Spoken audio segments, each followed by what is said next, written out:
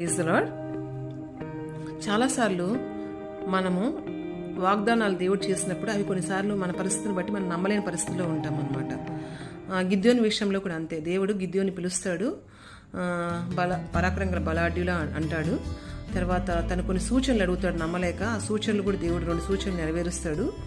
తర్వాత అయినా అతనికి ధైర్యం చాలినప్పుడు ఏం చేస్తాడంటే, ఒకసారి ఏం చెప్తాడంటే తన సర్వెంట్ని తీసుకొని వెళ్ళి ఆ ఫిలిస్తీన్ల దండుపాలెంలోకి వెళ్ళమంటాడు అనమాట. నైట్ టైం దండుపాలెంలోకి వెళ్ళినప్పుడు అక్కడ 2 సైనికులు మాట్లాడుకుంటారు. అంటే ఎనిమీస్లో ఉన్న సైనికులు మాట్లాడుకుంటారు.